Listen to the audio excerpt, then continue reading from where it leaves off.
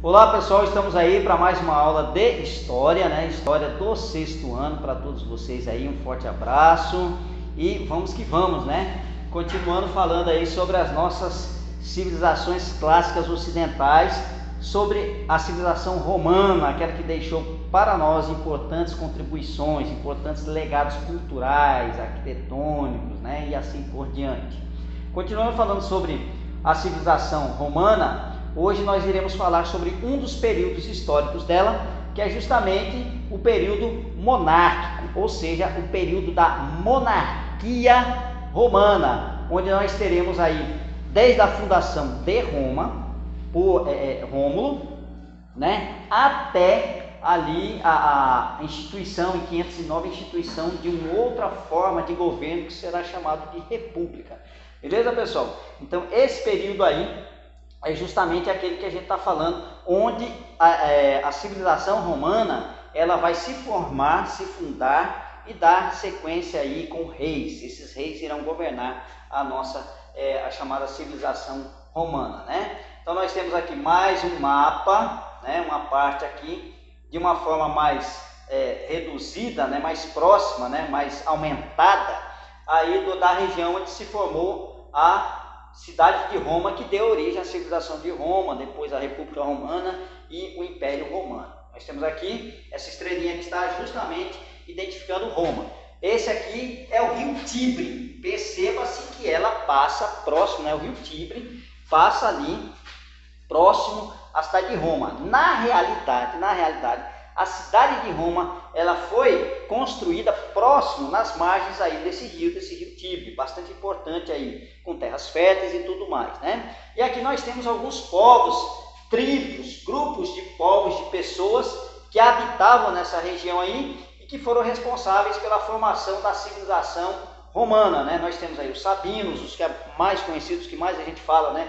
Os sabinos, os etruscos, né? Nós temos aí os latinos, são povos que vão formar aí a sociedade romana, são os primeiros fundadores aí da sociedade romana. E outros povos também que viviam nessa região aí, na região da Roma, da cidade-estado de Roma. E aí, só lembrando, quando a gente fala cidade-estado, a gente está dizendo o quê? Uma cidade que tem suas leis próprias, o seu governante próprio e assim por diante. Beleza? Então, olha só. Nesse período, produziu-se poucos documentos e há muitas ficções que se mesclam, ou seja, que se misturam com a realidade, principalmente atribuído ao primeiro dos 7 reis desse período. Quem é? Rômulo, né? Então esse foi o primeiro rei que naquela data ali, que a gente vê logo em cima, né? 753 AC, ou seja, antes de Cristo, ele vai fundar a cidade de Roma. É justamente aquela história que nós ouvimos na aula passada, né? Sobre os dois irmãos, Rômulo e Remo, né? Que foram amamentados pela loba e tal, depois cresceram, entraram em confronto, Rômulo matou Remo e depois fundou a cidade de Roma. Então, a partir dele, começa esse período chamado monarquia, ou seja, período dos reis. Monarquia, governo de uma única pessoa, ou seja, de um rei, ok? E nós temos aí o primeiro rei, Rômulo, aí depois foi seguido por outros reis, né? Numa Pompílio, Tulo Hostílio, Anco Márcio. E esses reis aí foram os reis latinos, né? Depois vieram reis etruscos, reis aí que tinham outras tribos aí que formaram outros reinados aí também. Foram 3 reis etruscos. Os 4 primeiros reis eram latinos e os 3 últimos reis do período da monarquia romana eram etruscos. Tarquínio Prisco, Sérvio Túlio e Tarquínio o Soberbo. Então esses foram os reis etruscos aí, e depois de um certo tempo, determinado período, eles começaram a ter diferenças, brigas aí com uma instituição criada justamente por Rômulo. Rômulo foi responsável por várias instituições criadas aí, e uma instituição chamada de Senado, que em latim quer dizer idoso, ancião, velho, que era um grupo de membros, né, que eles se reuniam num fórum, um local chamado fórum, que eles iam discutir, debater e orientar os reis, beleza? Criar leis e tudo mais para ser cumprida pelos reis. Era um tipo de conselho dos reis, um conselho de anciões para os reis. Só que Nesse período, principalmente dos reis etruscos, teve muito conflito, muita briga entre esses senadores, entre o Senado e os reis romanos. E por fim, o Senado vai conseguir a sua vitória. Prosseguindo, vamos lá entender um pouquinho. Como se foi dito lá, pessoal, existe muito pouco documento, registro para falar aí desse período da monarquia. É um dos períodos, dos 3 períodos que a gente ouve na história de Roma, é o que menos é falado, é justamente a monarquia. Tem que se buscar muito material aí, extra, para poder falar alguma coisa sobre esse período, certo? E aqui nós temos aí a imagem de Tarquínio, o Soberbo, o último rei etrusco, o último rei ali desse período da monarquia, e algumas características, como era a organização política de Roma. Era uma monarquia, a monarquia romana era formada por um rei. Esse rei, ele tinha autoridade militar, religiosa e jurídica, ou seja, ele julgava ali os feitos do reino, as pessoas, uma série de coisas, era ele que julgava, esse rei. Então, além de ser um chefe religioso, tudo mais, aquela coisa toda, e um general, né? Era um grande general ali, ele que comandava o exército em períodos de conflito e guerra, né? Cujo cargo era vitalício, mas não era hereditário, ou seja, o rei é rei, vai ser rei até o final da sua vida, né? Porém, esse cargo real dele, esse título de rei dele não vai ser passado para o filho dele, é como se fala, não é hereditário, ok? A política era centralizada, ou seja, todo o poder estava nas mãos de quem? Do rei. O rei era que mandava de forma absoluta nesse período. Tinha o Senado romano, que é esse grupo que eu falei para vocês. Senado quer dizer, vem ancião, idoso, velho, que era um grupo de cidadãos romanos com mais idade, que eles formavam lá as reuniões deles nesse chamado Fórum Romano. E eles serviam de conselheiros para o rei, aconselhavam o rei, para a gente entender um pouquinho melhor. Outra instituição que nós temos aí seriam as Assembleias das Centúrias. A Assembleia é composta por 100 membros, né? Ou também chamada de Comício das Cúrias. Eles se reuniam, discutiam, debatiam, faziam política, né? Beleza? Olha só, outra coisa bastante interessante, que elas se dividiam entre os grandes proprietários de terra e os plebeus. O plebeu vai ser uma classe social que a gente vai entender daqui um pouquinho, que classe social. A gente vai entender as classes sociais que se formaram nesse período. Então, essas assembleias das centúrias, compostas por 100 membros, e tinha o centurião, que era responsável por cada um desses 100 membros, ela se dividia nesses 2 grupos aí. Os grandes proprietários de terras e as centúrias dos plebeus aí também, que era essa outra classe social que vivia em bastante conflito com esses grandes proprietários de terra, que faziam parte de uma outra classe social. Prosseguindo, pessoal, para a gente entender melhor. E aí, na política romana, nós temos aí os 7, né? Reis de Roma. Eu separei uma coisinha só, uma ou 2 coisinhas deles, só para a gente ter informação. Tem um site no final do nosso trabalho aqui, que ele está deixando aí algumas informações um pouquinho sobre cada um desses reis. Mas praticamente são esses aqui, né? Rômulo, ele governou de 753 a 717 a.C., foi considerado o primeiro rei de Roma e cria o Senado e outras instituições. Então aquele grupo, né, que aconselhava os reis, ou seja, o grupo de anciãos, né, os idosos, os velhos que aconselhavam os reis, não era necessariamente ser idoso, né, mas era um grupo ali que estava ali do lado do imperador, do rei, no momento, para aconselhar ele no momento, em algum determinado momento. Ok? Numa Pompílio, 717, 673 a.C., foi o governo dele.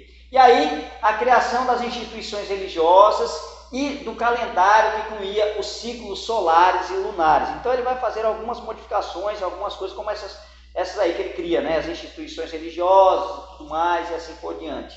Tulo Hostílio, 672 a 641 a.C., venceu as batalhas de Alba Longa e expandiu o território. Olha só o começo da expansão do território aí. Então ele combate essa batalha, certo? Vence essa batalha e vai aumentar o território, a influência do mando ali, do comando ali da cidade-estado de Roma para outros territórios, para outros locais. A gente vai ver que daquela cidadezinha pequena ali, na Península Itálica, Roma vai se construir um grande império, vai construir um grande império, grandes extensões territoriais. Beleza? Anco Márcio, 639, 616 a.C., combateu os latinos. Olha só o processo de expansão aí presente, né? E deu a eles o direito de habitar a cidade de Roma. Então ele vai combater esses latinos, esses povos da região, combate, mas dá o direito de cidadania. Lembrando que tivemos alguns reis aí, latinos também. Tarquínio Prisco, primeiro rei etrusco. Olha só, aí já vem uma série já de reis, aqueles reis etruscos que a gente vai falar. Esse Tarquínio, ele é bastante interessante a história dele. Tem várias ideias, né? Fantasias. Na realidade, nesse período aqui, nós temos ali, como se fala, muitas ideias lendárias, são lendas a respeito dos reis. E esse Tarquínio Prisco, ele tem 3 origens aí para a sua chegada ao poder, para a sua formação, para a sua origem, né? Uma que ele seria escravo, outro que ele seria adotado pelo rei Anco Márcio, né? E outro que ele teria grandes influências religiosas e vai poder chegar até o poder assim.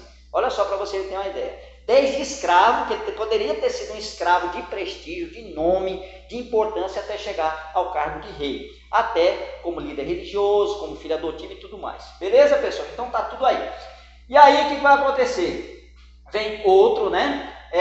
Tutor, afilhado dele, né? Protegido dele também, que vai ser Sérvio Túlio. Sérvio Túlio, ele reorganizou a cidade de Roma, construindo muralhas no seu entorno e dividiu os cidadãos em classes sociais. Fez um censo. O que é um censo? É uma contagem da população. Você vai contar quantas pessoas tem no teu reino, como é feito nas nossas cidades, né? Quantas pessoas, o quanto ela ganha a partir do seu ganho. Né? Por isso que ele vai fazer a divisão de classe, né? Dividir os cidadãos de acordo com as suas classes sociais. Quem tem mais dinheiro, quem tem menos dinheiro. Na época não precisava ser necessariamente dinheiro, sim terras e escravos, animais e plantações e tudo mais, seria a forma de riqueza naquele período, certo? O governo dele vai ser de 578 a 535 a.C., então vai ser importante. Curiosamente, olha só, bem interessante, ele vai ser assassinado pelo genro dele, que será Tarquínio o Soberbo. Então ele vai tomar o trono, Tarquínio o Soberbo, ele vai tomar o trono de Sérvio Túlio. Então vai ser um reino, olha o nome dele, soberbo, né? Aquela pessoa ali, tal, soberba, cheia de coisa, né? Cheia de importância e tal. Vai ter um governo, uma administração com bastante sucesso, porém ele vai ser considerado um tirano por vários historiadores. E é aí que o Senado vai tirar o poder das mãos deles, do rei, e aí vai acabar com a instituição de reino. Não vai existir mais reis, aí no período na outra fase que a gente vai ver da história romana. Beleza? Então Tarquínio Soberbo, 534 a 510 a.C., considerado um tirano por vários historiadores. Roma, sob o seu governo, tomou o poder de toda a Itália Central e o seu desenvolvimento cresceu vertiginosamente, ou seja, teve um rápido crescimento. Ele tomou conta ali da parte central da Península Itálica, ali de Roma, tomou conta ali, teve bastante sucesso, mas foi considerado um tirano. E aí teve uma briga dele com o Senado, o seguinte, ele foi considerado, um dos filhos dele foi considerado autor de um estupro de um dos membros do Senado, de um dos senadores. E aí o Senado vai se revoltar contra ele e vai exigir ali que ele faça algum tipo de justiça, algum tipo de punição. E aí vai ser obrigado a fugir com toda a sua família para não ser executado pelo Senado. Então, a partir daí, o Senado vai assumir o controle de Roma, né, da cidade de Roma, e daí vai começar o Império, né, começar a crescer ali o território romano, dando origem agora à chamada República Romana. Por que República Romana? Porque não será mais governado por reis, e sim será governado agora pelo Senado. E o Senado vai indicar agora pessoas que vão ocupar o cargo de poder administrativo, de mando geral, mas por um curto espaço de tempo, que não será para a vida toda, será apenas por um ano, apenas. Beleza? Então, é uma ideia aqui dos principais nomes, né? Alguma coisinha de algum rei aí do Império Romano, né? Do reino, né? Da monarquia romana, só para a gente começar a ter ideia e se interessar um pouquinho mais. Prosseguindo, a sociedade romana, pessoal. A sociedade romana ela é bastante importante, né? Vem ali a partir daquele censo, é dividido as classes sociais, e nós temos aqui patrícios, que está ali no topo do governo. Eram os únicos, logo no início, principalmente no período republicano, no período da República Romana, que é o assunto que a gente vai falar nas próximas aulas, vai ter muito conflito entre patrícios e plebeus. Quem eram os patrícios? Eram os grandes proprietários de terra, eram aqueles que se consideravam herdeiros, descendentes dos fundadores da cidade de Roma. Esses eram considerados patrícios. Era daí, desse grupo social, que saíam senadores, que iam mandar em Roma. Ok, pessoal? Então todo o poder estava na mão deles. O restante das outras classes sociais, não. O restante das outras classes sociais viviam de favores, é o chamado clientelismo. Quem era o cliente? Que era uma posição social logo abaixo do patrício. Era aqueles que eram patrocinados, recebiam favores, pensões, recursos, dinheiro, era protegido aí dos patrícios.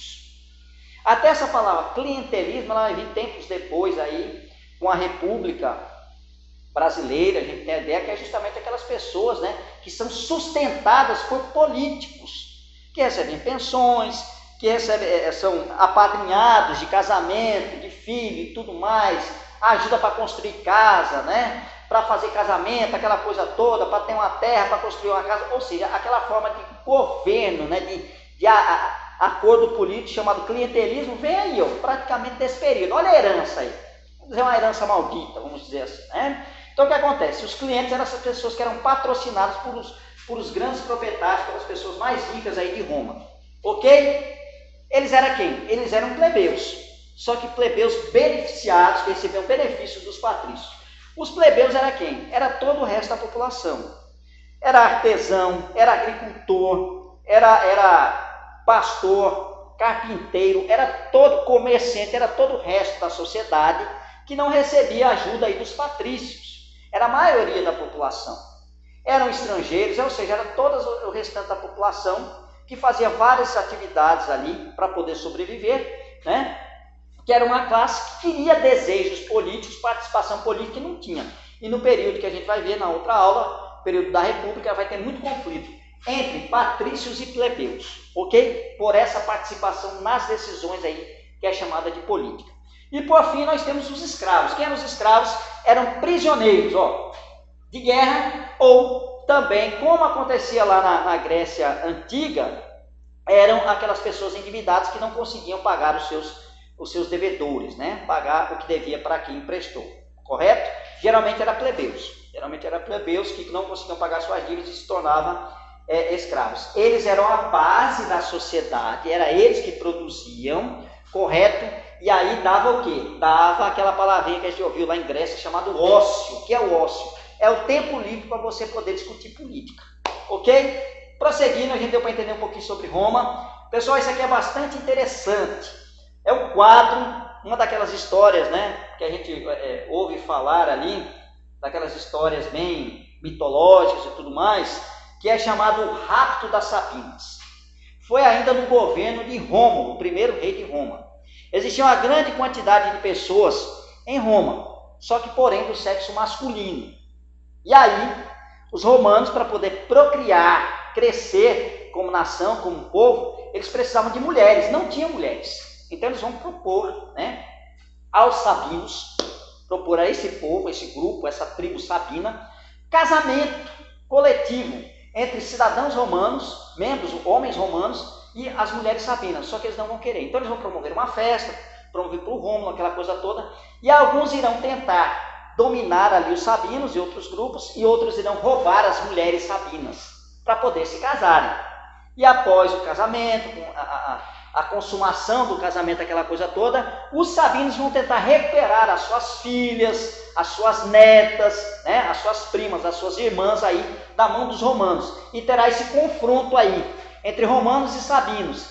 Porém, as esposas, as mulheres sabinas, elas vão se apaixonar ali pelos guerreiros romanos e tudo mais, e elas vão intervir, fazendo protesto, falando, não, a gente não quer derramamento de sangue, que agora vocês têm genros, cunhado e tudo mais romanos, a gente gostou e quer ficar com eles, aquela coisa toda. Então é bastante interessante, bastante poético essa parte aqui, né?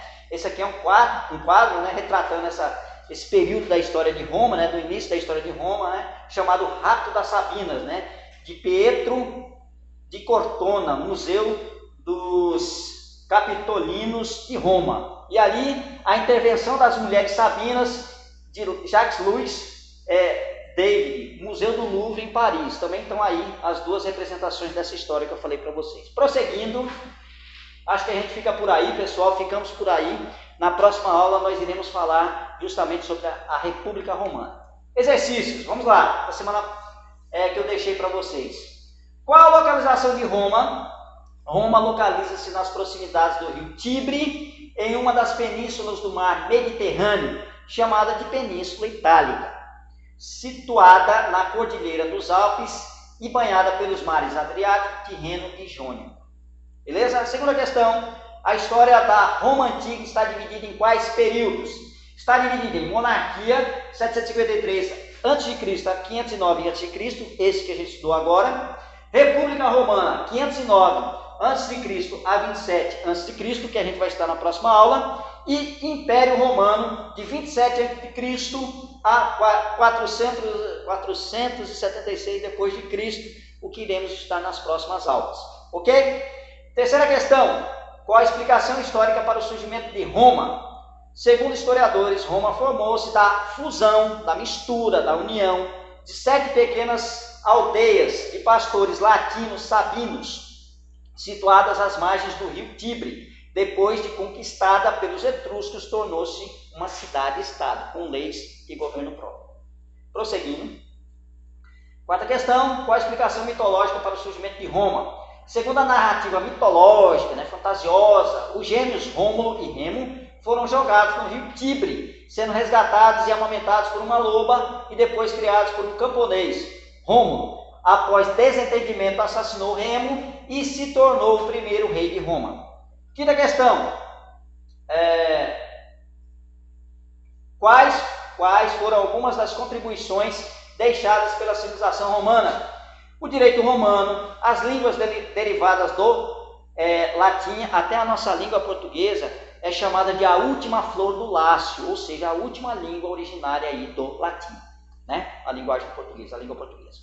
Alfabeto de números romanos, aquele que a gente já conhece, arquitetura, engenharia, artes plásticas, a república, o cristianismo e várias outras. Sexta questão, qual a ideia de república? República é uma palavra vinda do latim res, pública, que significa coisa, res, coisa, e pública, público, né? É uma forma de governo na qual o governante é escolhido pelo povo e tem o objetivo de atender o bem público a fim de atender a todos. É a mesma coisa, a forma de governo que nós vivemos hoje é a república, né? Nós escolhemos através de eleições prefeito, governador, presidente e tudo mais, e ele vai governar para atender a quem? A todo o público. Isso é uma forma de governo chamada república. Prosseguindo. E aí, pessoal, fica essa mensagem. Viva de tal forma que quando os seus filhos pensarem em justiça, generosidade e integridade, eles se lembrem de você. Vocês que serão pais amanhã ou depois, fica essa dica aí para todos nós e os que já são pais também. Pessoal, nossos referenciais, um forte abraço e até a nossa próxima aula. Valeu!